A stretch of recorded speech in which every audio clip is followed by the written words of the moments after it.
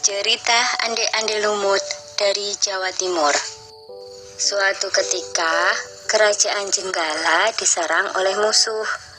Ketika perang semakin sengit, permaisuri raja yang bernama Putri Dewi Sekartaji melarikan diri dan bersembunyi ke sebuah desa yang jauh dari Jenggala. Untuk menjaga keselamatannya, ia menyamar sebagai gadis kampung. Dewi Sekartaji tinggal di tempat Nyai Intan. Nyai Intan adalah seorang kaya yang mempunyai 3 putri, yaitu Kelenteng Abang, Kelenteng Ijo, dan Kelenteng Biru. Oleh Nyai Intan, Dewi Sekartaji diangkat anak dan diberi nama Kelenteng Kuning. Setelah keadaan di kerajaan Jenggala kembali tenang dan aman, sang pangeran mencari jejak istrinya. Ia pergi dan menyamar menjadi seorang pangeran yang sedang mencari jodoh. Panji Asmarabangun menyamar dengan nama Ande-Ande Lumut, lalu membuat sayembara. Dalam waktu singkat, berita sayembara itu tersebar jauh hingga ke desa si Kelenteng Kuning. Kelenteng Abang, Ijo, dan Biru mendengar kabar sayembara itu.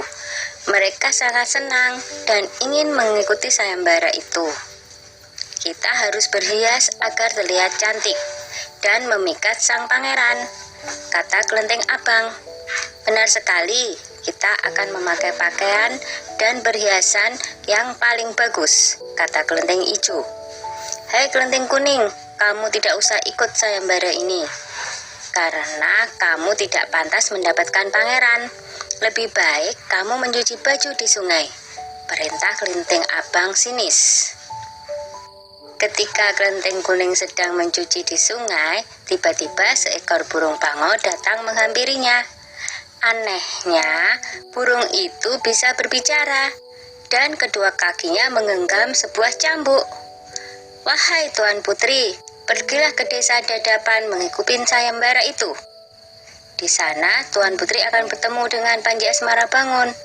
Bawalah cambuk ini, siapa tahu nanti dibutuhkan, ujar sang bangau sambil meletakkan cambuk itu di atas batu. Burung bangau itu lalu terbang ke angkasa dan menghilang sebelum Kelenteng Kuning menjawabnya. Kemudian Kelenteng Kuning kembali ke rumah dan berangkat menuju desa Dadapan. Sementara itu, di tepi sungai Bengawan Solo, ketiga saudara dan ibu angkatnya bingung karena harus menyeberangi sungai, tetapi tidak ada perahu. Bagaimana cara kita menyeberang, Bu? Tanya Kelenteng Ijo dan saudarinya. Lalu mereka melihat seekor kepiting raksasa. Kepiting itu adalah Yuyu Kangkang, utusan Ande-Ande Lumut. Dia diutus menguji para peserta sayembara yang melewati sungai tersebut. Hai kepiting raksasa, maukah kau membantu kami menyeberang sungai? Pinta Kelenteng Abang. Yuyu Kangkang tertawa lebar. Hahaha, aku akan membantu kalian, tapi ada syaratnya, kata dia. Apapun syaratnya, kami bersedia. Yang penting kami bisa menyeberang, jawab Kelenteng Abang. Kalian harus menciumku, kata Yuyu Kangkang. Dan mereka pun bersedia memenuhi syarat si Yuyu Kangkang. Kelenteng Kuning tiba di pinggir sungai.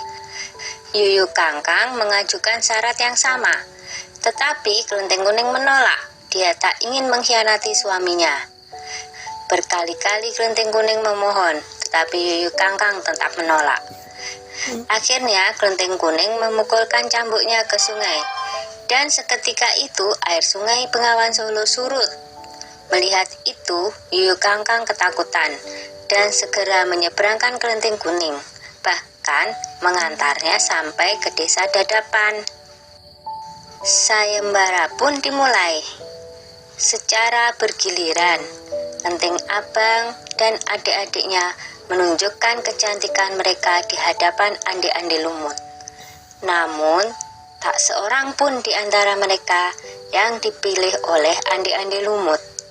Ampun pangeran, hamba mohon, terimalah salah satu putri hamba, iba Nyai Intan.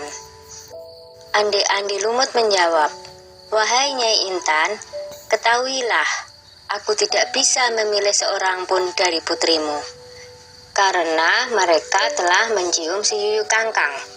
Sambil menunjuk kelenteng kuning, pangeran melanjutkan, aku memilih gadis ini karena dia telah lulus ujian, tidak mau mencium si Yuyu Kangkang.